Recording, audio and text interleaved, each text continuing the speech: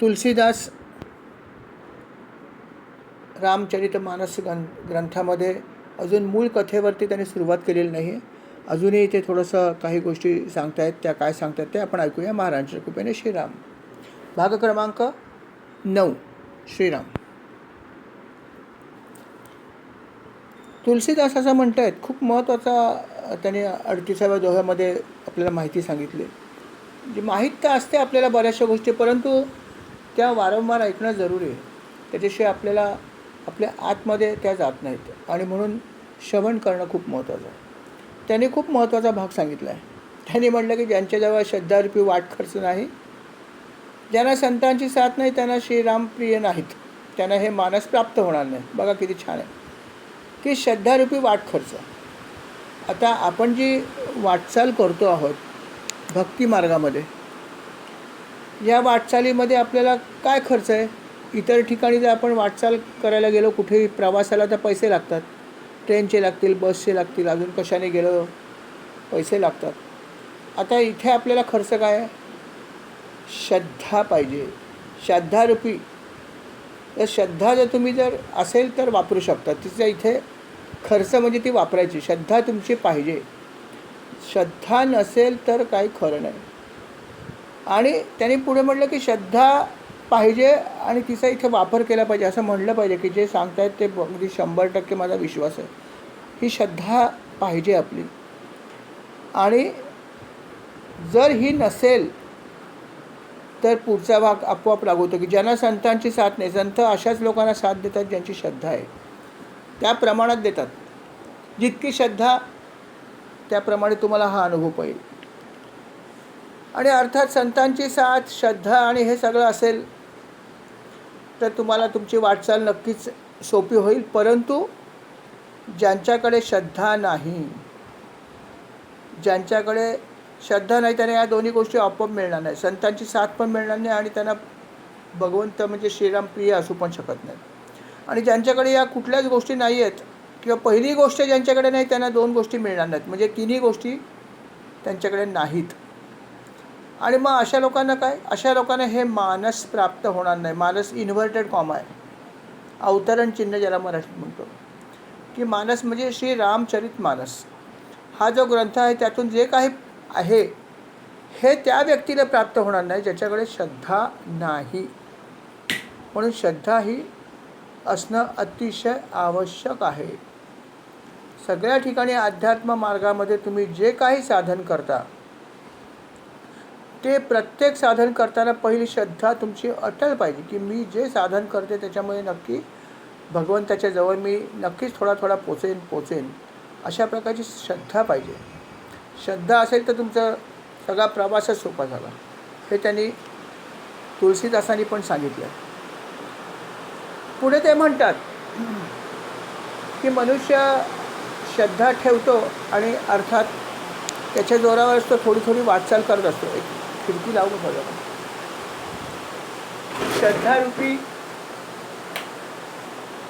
श्रद्धारूपी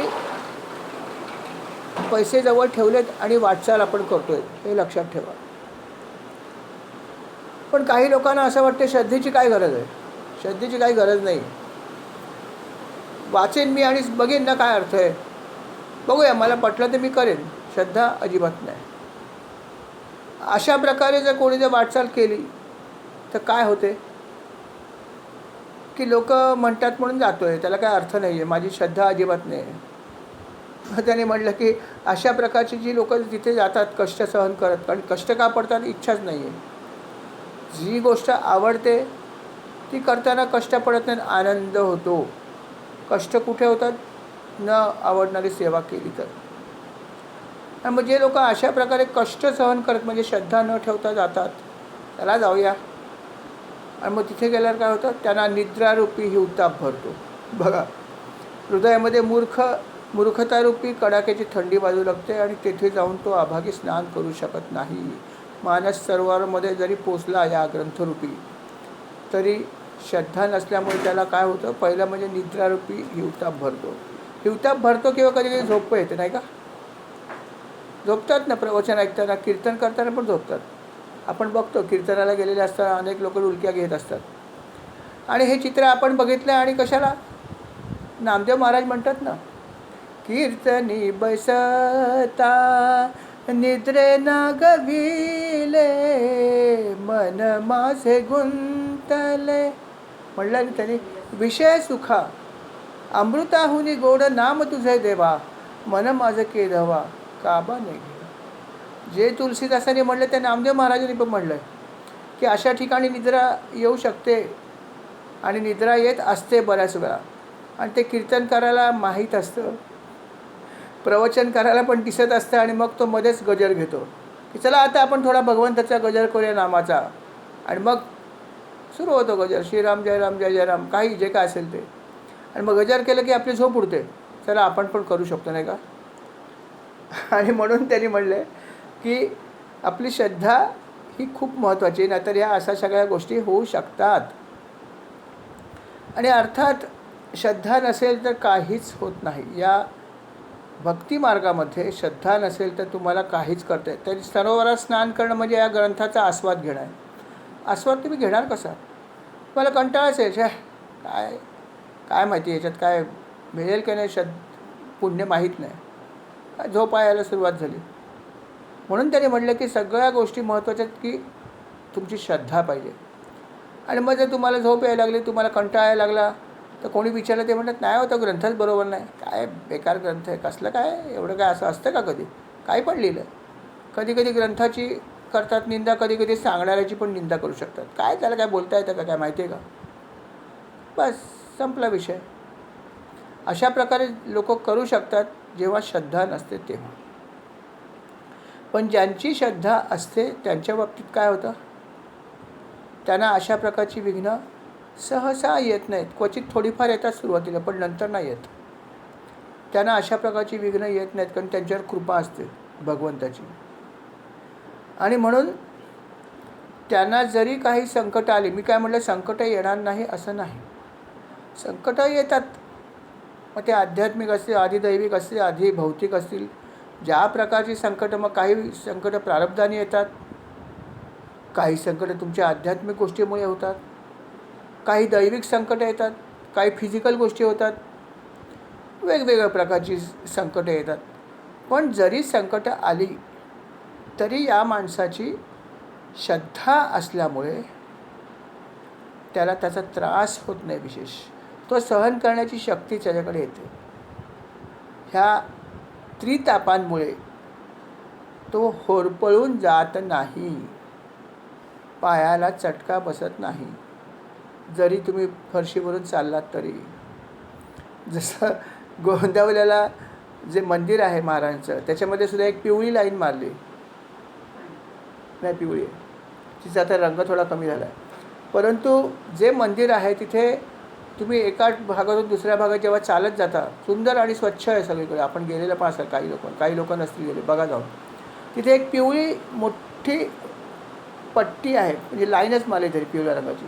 त्याच्यावरून जर तुम्ही चाललात तर तुम्हाला कधीच उष्णता भासणार नाही, किती ऊन असू दे कडाक्याचं. कारण उन्हाळ्यामध्ये तिकडे खूप कडक उन्हाळा असतो, सातारा साईडला खूप गरमी असते. पण त्या लाईनवरून जर तुम्ही चाललात तर तुमचे पाय पोळणार नाहीत, कारण आपण चप्पल काढून ठेवलेली असते मंदिराच्या अलीकडे.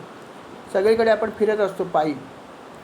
आणि भोजनगृह एकीकडे आहे, मंदिर एकीकडे आहे, ध्यान मंदिर दुसऱ्या टोकाला आहे.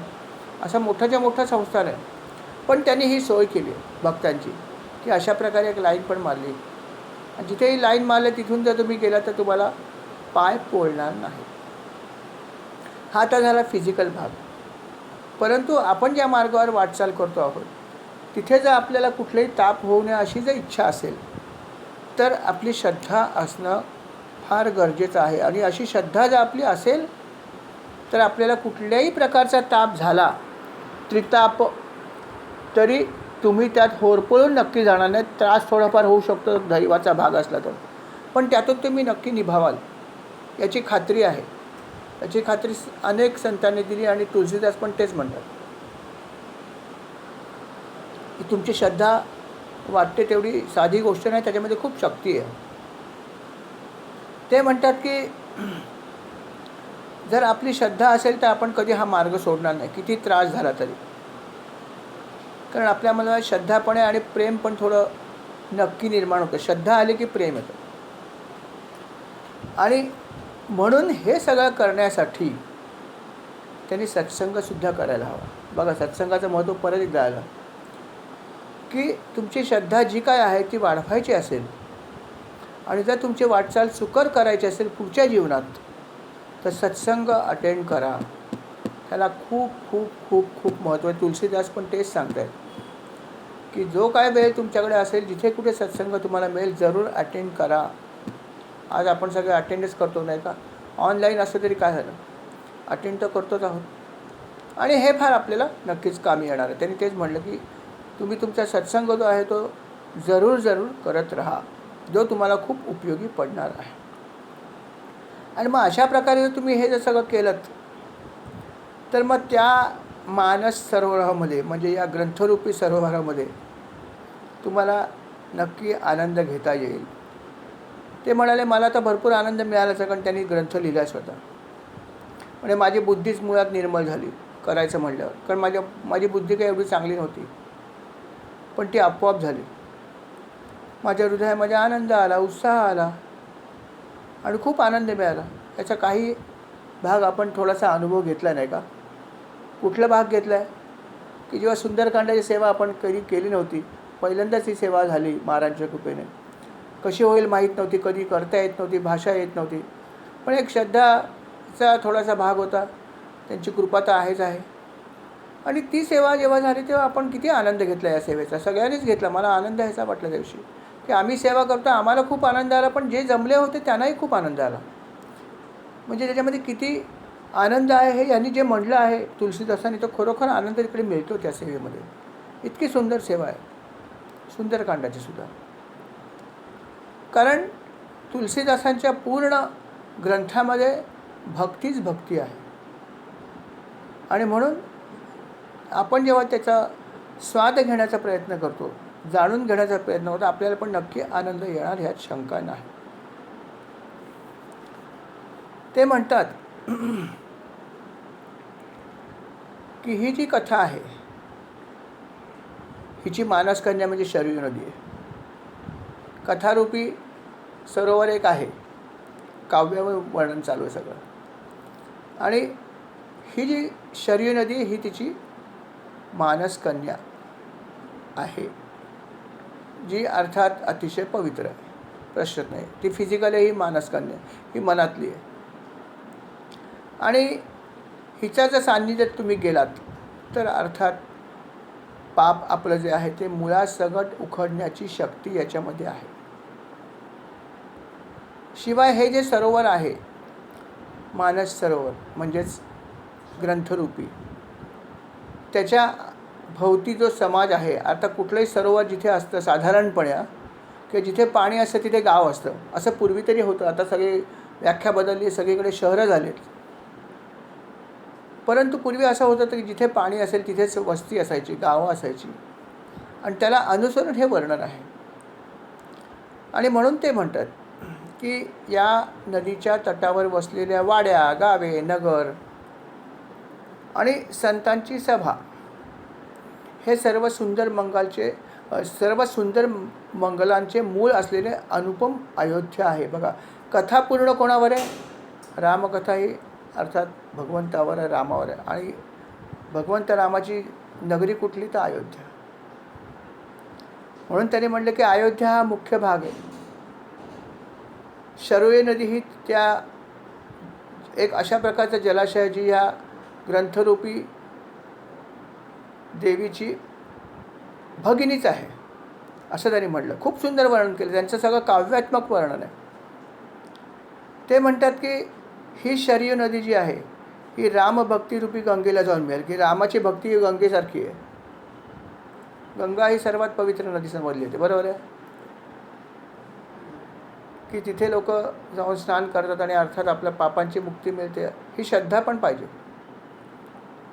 नसेल तर काही होत नाही. गंगेत जाऊन सुद्धा काय फायदा नाही. श्रद्धा नसेल तर गंगा स्नान करून पण तुमचं पाप जाईल असं जरुरी नाही. तुमची श्रद्धा किती याच्यावर खूप अवलंबून आहे. आणि म्हणून ते म्हणतात की रामाची जी कथा आहे, भक्तिरूपी कथा, या गंगेला जाऊन शरयू नदी मिळाली. असं त्याने खूप सुंदर सुंदर वर्णन केलं आहे. ते म्हणतात की प्रयाग नदीसुद्धा खूप आपण ऐकून आहोत की प्रयागसुद्धा खूप पवित्र नदी आहे. प्रयागला आपण गेला असेल मला माहीत नाही. कुंभमेळा होता प्रयागला. इथे ही नदी आहे सुंदर, पवित्र. हे सगळं आहेच आहे. पण ह्या सगळ्या नद्या जातात कुठे शेवटी? सगळ्या नद्या कुठे जातात? समुद्राकडे. पोहरे ताल मिले नदी के जल में, नदी मिले सागर से, सागर मिले कौन से जल में, कोई जाणे ना. तो तर भाग वेगळाच आहे. परमेश्वराचं रूप कोणीच जाणू शकत नाही. पण नदी मिले सागर से हे सत्य आहे की सगळ्या नद्या जेवढ्या आहेत त्या तमाम समुद्राकडे जातात. आणि म्हणून त्यांनी म्हटलं की श्रीराम स्वरूपी समुद्र, की भगवंताला त्यांनी समुद्र म्हणलं आहे की याच्या पलीकडे काय आहे? समुद्रासारखं पाणीच नाही कुठे. अथांग जल. आपण बघतो कितीतरी ठिकाणी जेव्हा समुद्राजवळ जातो आपल्याला त्याचं टोक दिसत नाही. क्षितिजाच्या पलीकडे आपली नजर जात नाही आणि समुद्र तर अथांग असतो. पाचूबंदरला जाऊन बघा, आपल्याला दिसतं का समुद्राचं लेवल शेवटचं टोक? कुठे नाही दिसत. काही ठिकाणी दिसतं कारण ती खाडी असते. पण जर तुम्ही समुद्राच्या खरोखर जर ठिकाणी गेलात, समुद्र असेल ठिकाणी, तर तुम्हाला त्याचा ठांग पत्ताच लागणार नाही की त्याचं एंड कुठे आहे. अथांग सागर. आणि भगवंताला त्याने म्हणून समुद्राचं उपमा दिली आहे की श्रीराम हे एखाद्या समुद्रासारखे आहेत. अथांग, विशाल, अतिशय खोल. किती खोली आहे माहीत नाही असे भगवंत आहेत. आणि सगळ्या नद्या जर तिथे मिळाल्या असतील तर मग तुम्ही अशा ठिकाणी जर तुम्ही स्नान केलं तर आपोआप पवित्र झालात. कारण सगळ्याच गंगेपासून सगळ्या नद्या जर इकडे येत असतील तर काय प्रश्न आला. म्हणून त्यांनी म्हणलं की भगवंताचं हे जे मानस सरोवर किंवा समुद्र आहे याचा जर तुम्ही आस्वाद घेतलात तर तुम्हाला खूप पुण्य मिळेल आणि आनंद पण मिळेल. ते म्हणाले ह्या सरोवराच्या आसपास अनेक गोष्टी आहेत. वनं आहेत, बागा आहेत. आणि त्या वनं आणि बागा म्हणजे काय? तर या रामचरितमानसमध्ये अनेक कथा आहेत, वेगवेगळ्या प्रकारच्या आहेत. फक्त रामाचं चरित्र नाही आहे, इतरही अनेक कथा आहेत.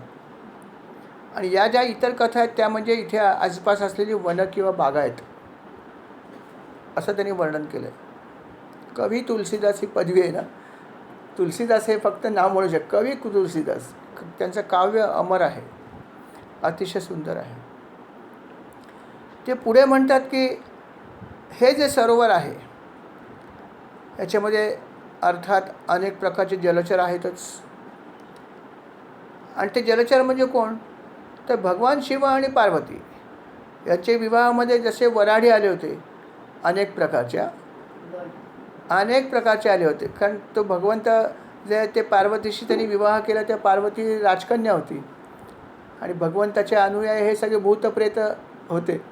म्हणून तर सगळे वेगवेगळ्या प्रकारचे लोक होते त्यांच्या वऱ्हाडामध्ये. म्हणून त्यांनी म्हटले की असंख्य जलचर, असंख्य प्रकारचे, समुद्रात किती प्रकारचे जलजीव आहेत आपल्याला माहीत पण नसेल, इतके असंख्य असतील. कारण आपण थोडेसेच बघितलेले असतात. पण ज्यांनी समुद्राच्या खाली गेले असतील, बघितले असतील, त्या लोकांना माहिती आहे की कितीतरी प्रकारचे आहेत जे आपण माहीत पण नाही आपल्याला. आणि म्हणून त्यांनी वर्णन केलं की या जलाशयातले जलचर म्हणजे पार्वती आणि शिवाच्या विवाहातली वऱ्हाडी, त्यांचा विवाह म्हणून त्यांनी घेतला आहे. असं तर बरेच लोकांचे विवाह झाले असतील, परंतु या दोघांचा विवाह जो होता त्याच्यामध्ये ज्या प्रकारचे वऱ्हाडी आले होते असे वऱ्हाडी सहसा कुठे येणार नाहीत. कारण भगवान शिव जास्त करून कुठल्याही ठिकाणी असे मिरवण्याचा भाग त्यांच्याकडे नव्हता. कळलं की नाही? ते एकांत प्रिय होते. नेहमी त्यांना शोधावं लागायचं की कुठे गेलेत. पार्वतीला पण त्यांना शोधावं लागायचं कुठे शोधू. आणि जेव्हा बघायचे तेव्हा हे आपले ध्यानात बसलेले आहेत. उठ शंकरा सोड समाधी ही आळवणी तिला करायला लागायची. अशी भगवान शंकरांची ख्याती आहे. आणि म्हणून त्यांनी हे सगळं अशा प्रकारचं वर्णन केलं की या दोघांच्या विवाहामधली वऱ्हाडी, असं सुंदर वर्णन केलं. पुढे ते म्हणतात की हे जे 4 भाऊ आहेत, भरत, लक्ष्मण, शत्रुघ्न, 4 भाऊ जे आहेत लक्ष्मण, या 4 भावांची जी चरित्र आहेत ती म्हणजे या सरोवरातली कमल पुष्प आहेत जणू काय. म्हणजे अतिशय सुंदर आहेत. प्रत्येकाचं एक एक वैशिष्ट्य आहे, प्रत्येक भावाचं एक वैशिष्ट्य आहे, एक सौंदर्य आहे त्याच्यामध्ये. त्याला त्यांनी कमलपुष्प असं म्हणलं. आणि महाराज दशरथ, त्यांच्या राण्या, ह्या सर्वांची सत्कर्म हे म्हणजे कोण आहेत? या जलाशयातील भ्रमर आणि जलपक्षी आहेत, असं वर्णन केलं त्यांनी. ते म्हणतात या रामचरितमानसमध्ये, श्रीरामचरितमानसमध्ये सीतेच्या स्वयंवराची अतिशय सुंदर कथा आहे. सुंदरता आहेच, कथा प्रश्नच नाही आहे. आणि हिचं जे सौंदर्य, याचं वर्णन जे केलं आहे ते इतकं सुंदर आहे की त्याने म्हणलं की जणू नदीचा सुंदर परिसर कसा असतो, जिथे चांगली नदी असते तिथे सुंदर परिसर असतो. बऱ्याच वेळा जिथे मानव स्पर्श करत नाही तिथे सौंदर्य टिकतं, जिथे मानव येतो तिथे सौंदर्य नष्ट होतं बऱ्याच वेळा. कारण मनुष्य बऱ्याच इतर गोष्टी आणून ठेवतो, खाण्यापिण्याच्या गाड्या, आपल्या स्वतःच्या गाड्या, घोडे, हे सगळं आणलं की निसर्गाचा नाश होतो. पण जिथे तो नाही तिथे मात्र हे सगळं टिकून राहिलेलं असतं. म्हणून त्यांनी वर्णन असं केलं की नदीची जी सुंदर पसरलेली शोभा आहे ती म्हणजे जणू सीतेच्या स्वयंवराची सुंदर कथाच आहे. शिवाय या ग्रंथामध्ये अनेक प्रकारचे प्रश्नोत्तर पण आहेत. म्हणजे नौकाच आहेत जणू, म्हणजे एक प्रकारचं साधन आहे. बरोबर आहे. नदी पार करण्यासाठी आपलं साधन काय असतं? तर नौका असते. हा ग्रंथ पार करताना म्हणजे ह्यातून जाताना आपल्याला ही नौका लागेल, जिथून तुम्हाला ह्या अनेक प्रश्नांची उत्तरं मिळू शकतात. ज्या तुमच्या मनात शंका आहे त्याची उत्तरं कदाचित आपोआप मिळू शकतात. कारण आध्यात्मिक गोष्टी करताना अनेक शंकाही असतात आपल्या मनामध्ये की हे कसं आणि ते कसं. विचारण्याची हिंमत नसते, कारण कसं विचारणार. आध्यात्मिक गोष्टीमध्ये विचारण्यासाठी जरा थोडीशी आपल्याला लाज वाटू शकते की अरे कोणीच विचारत नाही, मी एकटाच कसं शंका घेऊ. पण शंका असतात नाही का. फार कमी लोक असतात की ते विचारू शकतात. पूर्वी जसं विवेकानंद होते की जे सगळ्यांना समोरून विचारायचे, परमेश्वर आहे का? हो म्हटलं की सांगायचे, तू बघितलं आहेस का? हो मग दाखव. रोख ठोक हिशोब होता त्यांचा. असे विवेकानंद होते. पण अशा प्रकारे विचारणारे किती लोक आहेत? कोणाची अशी आहे का एवढी हे अशा प्रकारे उत्तर द्यायची सुद्धा? तसं त्यांनी म्हणलं आहे. अर्थात आपल्यामध्ये एक व्यक्ती आहे केळकर साहेबांना सलाम करतो मी खरोखर, की त्यांनी अनेक प्रश्न पूर्वी विचारलेत आणि आज ते विचारू शकतात. धन्य आहे, ग्रेट. खरोखर म्हणजे आपल्या मनात असलेली शंका खरोखर विचारायला पाहिजे. त्याचं निरसन होईल नाही होईल ते नंतरचा भाग आहे. महाराजांच्या कृपेने नक्कीच निरसन होईल. परंतु हे विचारण्यासाठी सुद्धा आपल्याकडे तितकी स्पिरिट पाहिजे. हे स्पिरिट केळकर साहेबांकडून खरंच आपण घ्यावं की जर काही आपल्याला समजत नसेल तर बिनधास्त विचारावं. जसं मगाशी हेमाने विचारलं की हा शब्द काय, मला नीट समजला नाही. छान केलं, फर्स्ट क्लास. तशा अनेक गोष्टी याच्यामध्ये असू शकतात की ज्या आपल्याला समजत नाही. भागवतामध्ये सुद्धा आपण बघितलं कितीतरी गोष्टी अगम्य होत्या, आपण त्या समजण्याचा प्रयत्न केला महाराजांच्या कृपेने. आणि अशा गोष्टी विचारत चला. त्याने पुढे असं वर्णन केलं की या कथेमध्ये अनेक गोष्टीची चर्चा तर होईलच कथा ऐकताना. त्याला ते एक्सपेक्टेड. त्यांनी म्हणलं आहे की ही कथा श्रवण केल्यावर जी चर्चा होते ती म्हणजे हा यात्रेकरूचा समाज आहे. सगळे भक्त आहेत. चर्चा काय गॉसिपिंग करत नाही आपण. ग्रंथ वाचल्यावरती जी चर्चा करू ती त्याच्यातल्या काही गोष्टींविषयी चर्चा करतो ज्या आध्यात्मिक असतील. अशी ते म्हणतात चर्चा होऊ शकते किंवा व्हावी. ते म्हणतात नदीमध्ये अजून एक गोष्ट आहे भयानक. ती काय आहे? परशुरामांचा क्रोध. परशुरामांच्या क्रोधाला त्यांनी नदीतली भयानक धार दिली. कारण नदी जर खूप मोठी असेल तर कधी कधी जलाशयाला काही ठिकाणी खूप जोरात फोर्स असतो पाण्याचा आणि काही काही नद्यांना खूपच असतो. आपण बघितलं असेल गंगा नदीला किती फोर्स आहे, गंगेच्या पाण्याला किती जबरदस्त ओढ आहे किंवा फोर्स आहे ह्याचा आपण अनुभव घेतला असेल असं मला वाटतं. कुठे? हो, भेडाघाटला सुद्धा खूप जबरदस्त आहे. असं काही काही ठिकाणी आपल्याला हा अनुभव येतो की जबरदस्त त्याला फोर्स असतो आणि या आपण फोर्स ज्याला म्हणतो त्याला त्याने भयानक धार म्हणली. आणि अशी भयानक धार म्हणजेच परशुरामांचा उल्लेख, की परशुरामांचा क्रोध हा त्या नदीतील धारेसारखा आहे. त्याचा भाग येईलच पुढे. परशुरामांचा तर उल्लेख रामकथेमध्ये आहेच आहे.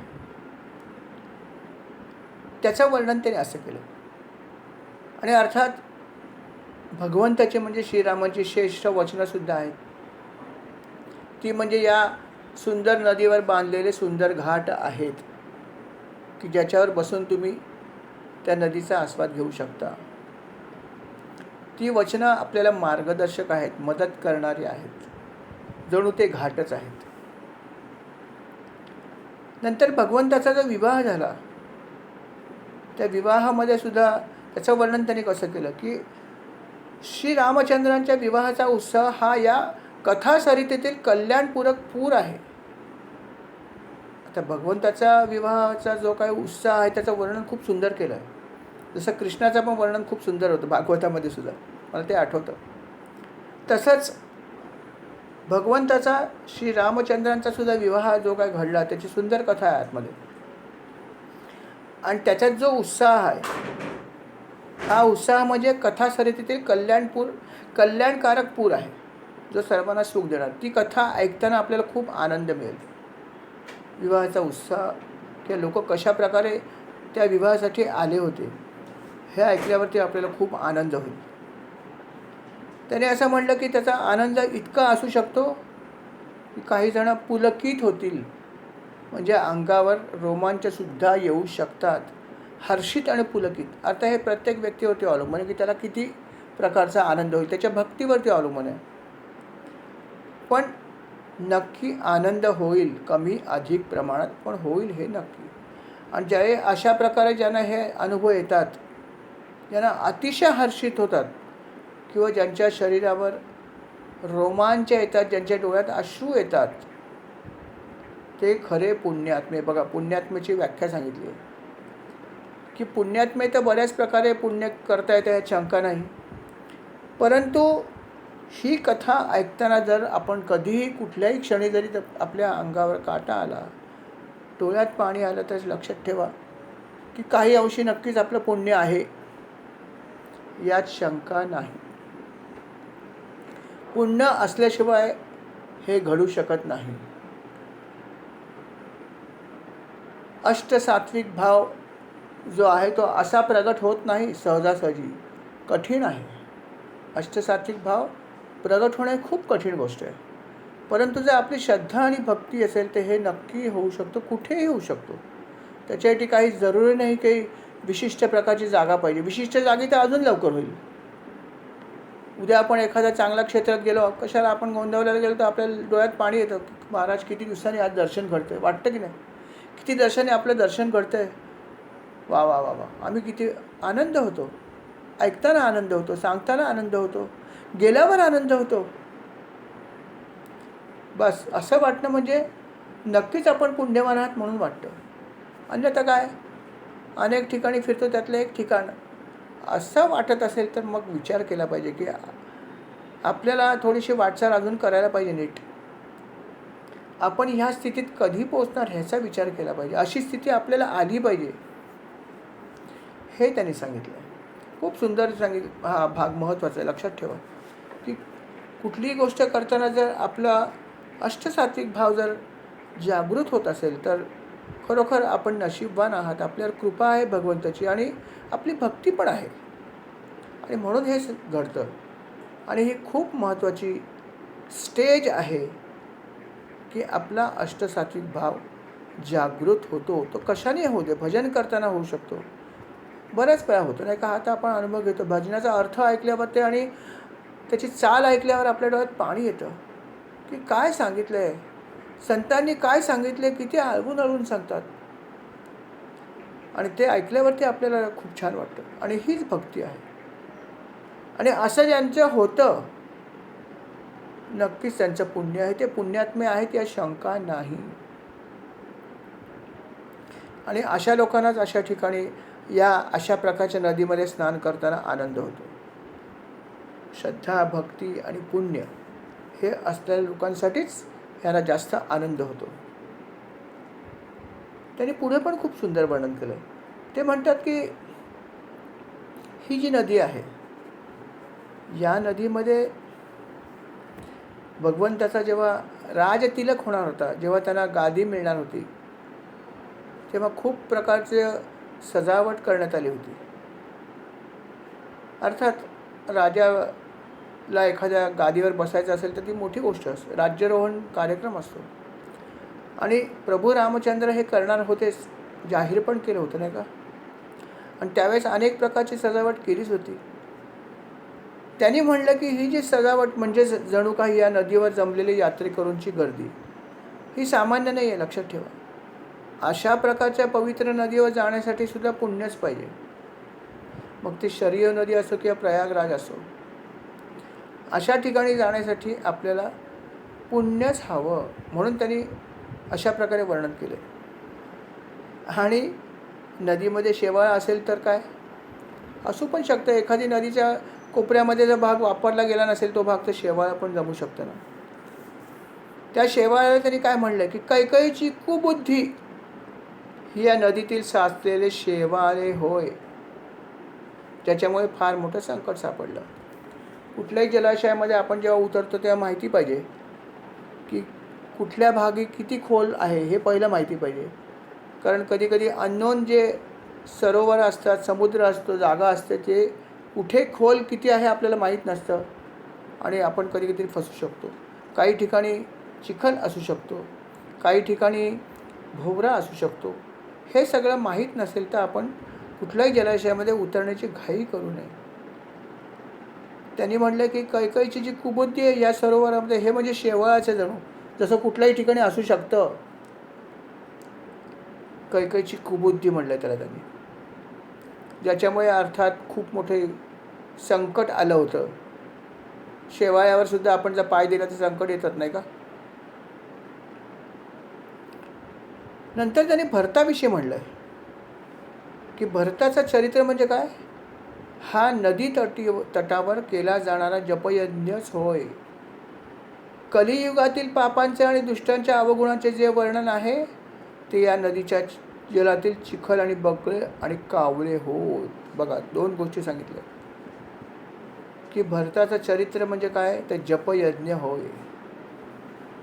जपयज्ञाची त्यांनी उपमा दिली आहे, जे असंख्य उत्पातांना शांत करणारे आहे. म्हणजे कुठल्याही प्रकारचा जरी उत्पात निर्माण झाला, मग तो त्रिताप जे आपण ऐकले, आध्यात्मिक, दैवी, अधिदैविक, भौतिक, कुठलाही जरी ताप निर्माण झाला, काही जरी झालं आणि त्याच्याने काही जरी नुकसान झालं, तर तुमचं मन जर शांत करायचं असेल तर जप केला पाहिजे. जपयज्ञाचा अर्थ असतो आहे की तुम्ही जर जप केलात, भगवंताचा नाम जप केलात, तर सगळ्या उत्पत्तांना शांत करण्याची शक्ती त्याच्यामध्ये. आणि ही शक्ती म्हणजेच भरताचं चरित्र. कारण भरतचं वैशिष्ट्य हे होतं की भरत कधीच विचलित झाला नाही कुठल्या गोष्टीने. भरताने जे ठरवलं ते केलं.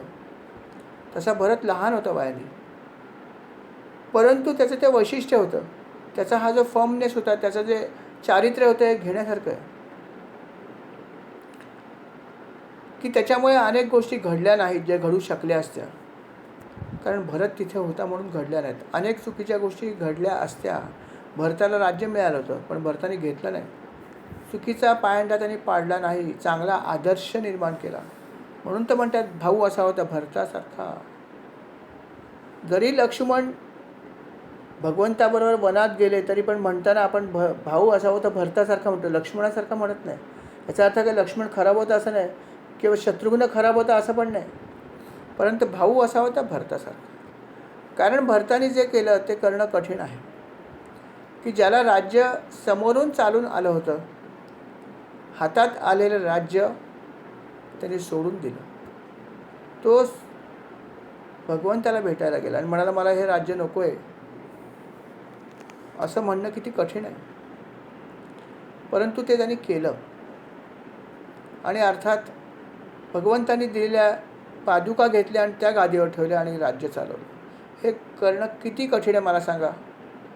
उद्या जर आपल्याला एखादी खूप मोठी पोस्ट दिली, खूप मोठी, आणि सांगितलं की हे तुम्हाला यू डिझर्व इट, तुम्हाला ही मिळते कारण तुमची पात्रता आहे, घ्या तुम्ही. किंवा दुसऱ्या कोणाचा हक्क असताना काढून जर दिली आणून, तुम्हाला माहिती आहे की दुसऱ्या व्यक्तीचा हक्क आहे, पण तुम्हाला कोणतरी आणून दिली नाही, तुम्हीच घ्या. तर ती मिळत असताना न घेता ज्या व्यक्तीची आहे तिच्यासाठीच मी मोकळी ठेवीन असं म्हणणं किती कठीण आहे. पण हे भरताने केलं. आणि म्हणून त्यांनी म्हटलं की भरताने जे केलं ह्या भरताने अनेक गोष्टीचा पायंडा पण पाडला आहे. म्हणून त्यांनी भरताला श्रेष्ठ म्हटलं. श्रेष्ठ म्हणजे कसं, जणू जपयज्ञ. जपयज्ञ हा कलियुगातला सर्वात श्रेष्ठ भाग आहे की ज्याच्याने सगळ्या प्रकारचे पापं नष्ट होतात. म्हणून त्यांनी भरताला जपयज्ञाची उपमा दिली आहे. म्हणजे श्रेष्ठ उपमा जी आहे ती तुलसीदासांनी दिली. आणि अर्थात जलाशयामधला घाणेरडा भाग, जसं त्यांनी मगाशी सांगितलं की शेवाळा म्हणजे कैकईची बुद्धी, चिखल, बगळे, हे सगळं घाणे म्हणजे दुष्ट जे आहेत त्यांच्या अवगुणाचं पण थोडं वर्णन आहेच ना. आणि हे म्हणजे जणू चिखल आणि बगळेच आहेत या कथेमधले.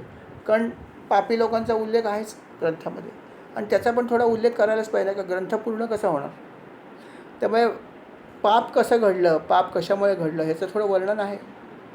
पण हे वर्णनमध्ये त्यांनी म्हटलं की जलाशयातील चिखल आणि बगळे आणि कावळे आहेत जणू, की जे ऐकवत नाही, आपल्याला ऐकायची इच्छा होत नाही, पण ग्रंथाचा भाग आहे हेही लक्षात ठेवा.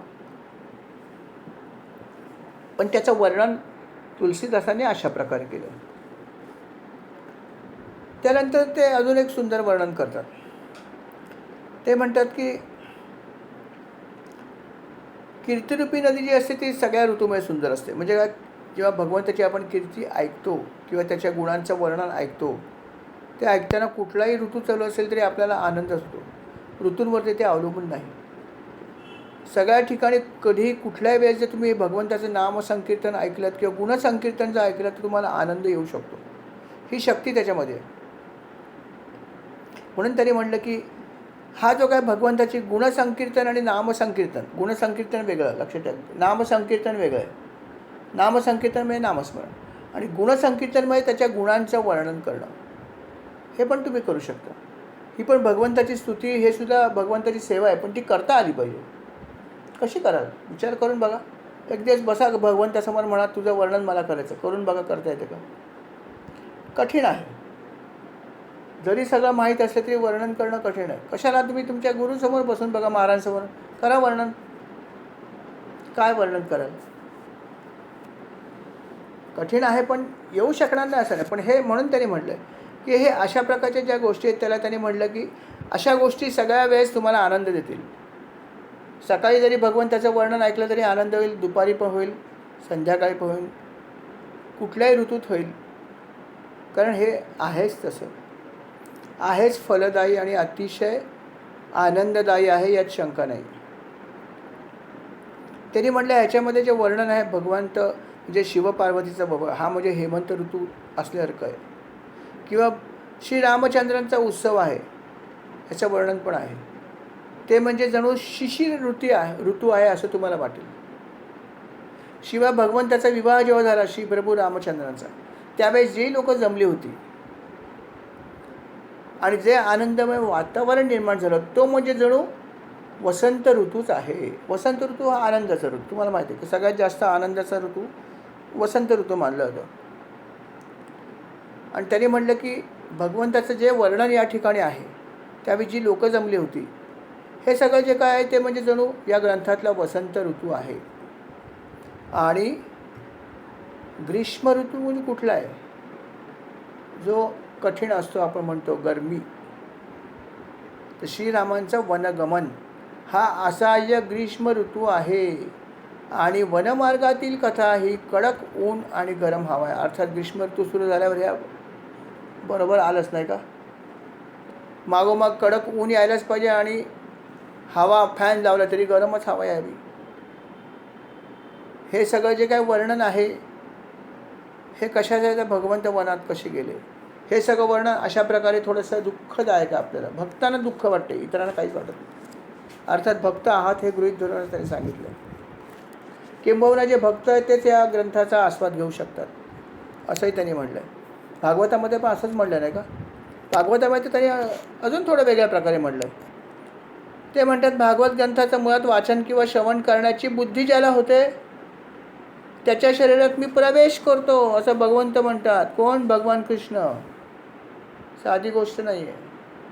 किती भाग्यवान आहोत आपण की आपण हा ग्रंथाचा महाराजच्या कृपेने 4 वेळा आस्वाद घेतला आहे. 4 वेळा त्याचं निरूपण ऐकलं, 4 वेळा आपण त्याचं वाचन केलं. असं भगवंतानी म्हटलं की अशा प्रकारचा ह्याचा महिमा आहे.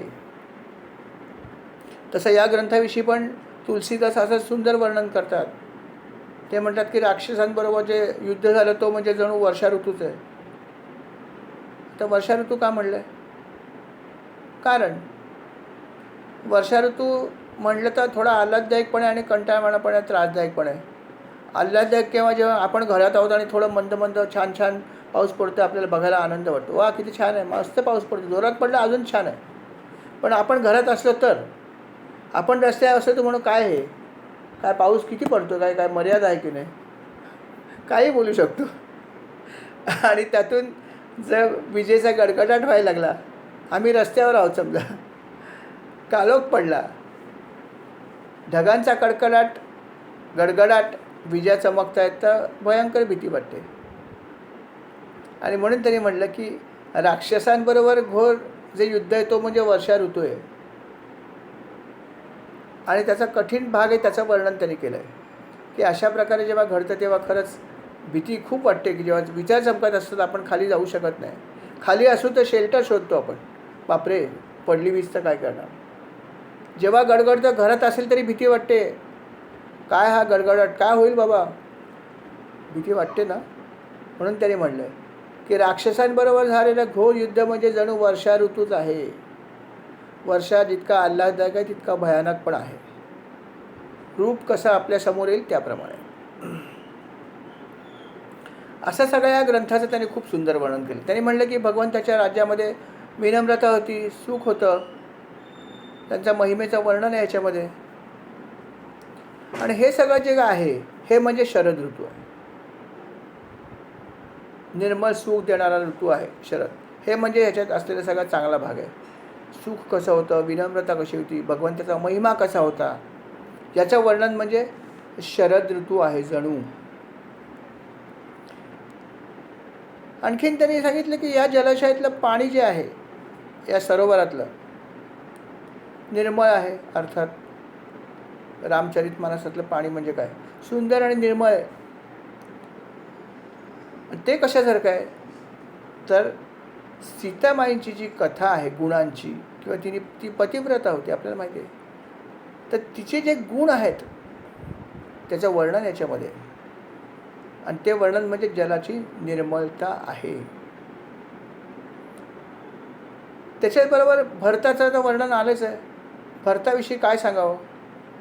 भरताचा स्वभाव म्हणजे या नदीची सुंदर शीतलता आहे. कारण भरताने जो त्याग केला, असा त्याग करणं हे खरंच कठीण आहे. खूप कठीण त्याग केला त्यांनी. आणि त्याला आईचा सुद्धा विरोध होता. आईचं तर म्हणणं होतं की ही गादी तुलाच घ्यायची आहे. आईच्या हट्टाग्रामुळे तर हे घडलं. कैकई त्याची आई होती. एकीकडे कैकई आणि एकीकडे हे सगळं समोर एवढं साम्राज्य आहे, पण तरी त्याने ते लाथाडलं. आईला पण खूप राग आला की मी माझ्या वरांचा उपयोग केला आणि हे सगळं घेतलं, पण तरी मला काय मिळालं. तिची इच्छा होती करावं. ती म्हटली एवढा उपद्व्याप मी तुझ्यासाठी केला. हा वर मागितल्यावरती दशरथ राजा आजारी पडले, आपल्याला माहिती आहे, हे पण कथेमध्ये येईलच पुढे.